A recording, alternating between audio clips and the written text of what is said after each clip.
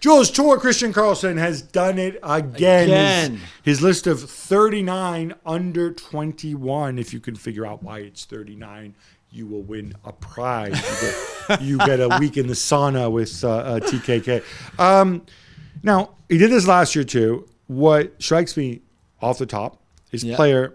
Actually, should we count down the top 10? Yes. In reverse order. 10, Moises Caicedo. Obviously, monster season in the Premier League. 9, Josko Gvardiol. I got no issue with that. Maybe even I'd put him a little higher, no? Yeah. 8, Florian Wirtz, which I think is interesting because he wasn't on the list last year. He was arguably better last year than obviously. He spent most of this year injured anyway. He's just come back. I guess it's potential attrition. Gabriel Martinelli, another one not on the list last year when he was injured. But I think nobody's going to argue with that. Camavinga took a while maybe to find his role, but top 6, I got no issue with that. No.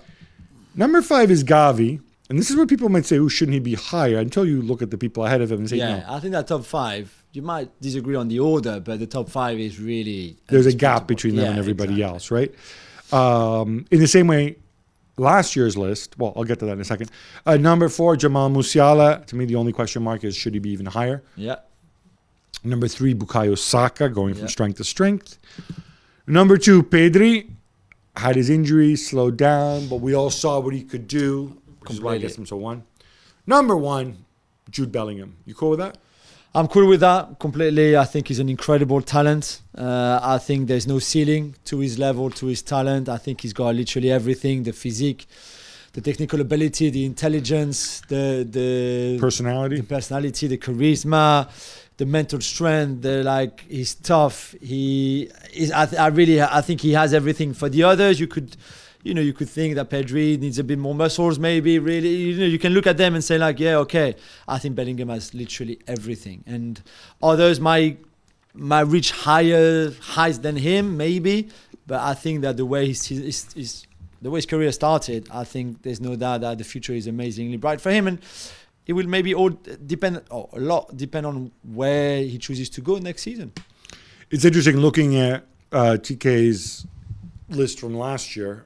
And about how sort of a year on, you can judge kind of how people have kicked on. Yeah. Even last year, we said there was a gap probably between the top 3 and everybody else. Yeah. Top 3 were Erling Haaland, Jadon Sancho, and Phil Foden. Haaland is obviously kicked on. Completely. Sancho stalled badly, I think. Foden, I love him, but maybe he hasn't quite kicked on the way some people have. No, that's true. That's true. Ansu Fati makes the list again this year, but he's way down there because obviously had a difficult time. So Jude Bellingham, who was 6th, jumps to 1st. Pedri, who was 7th, jumps to 2nd place. I know there's not a single Italian on this list, and that makes me sad. What?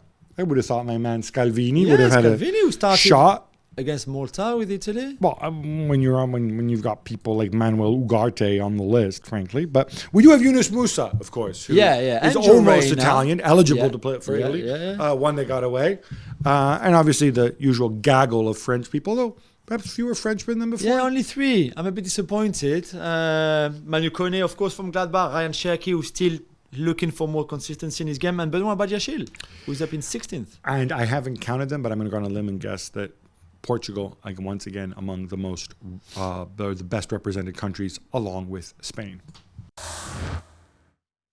Well, thank you very much for watching ESPN on YouTube. For more sports highlights and analysis, be sure to download the ESPN app. And for live streaming, premium content, and let's not forget as well, ESPN FC 7 days a week. Subscribe to ESPN Plus.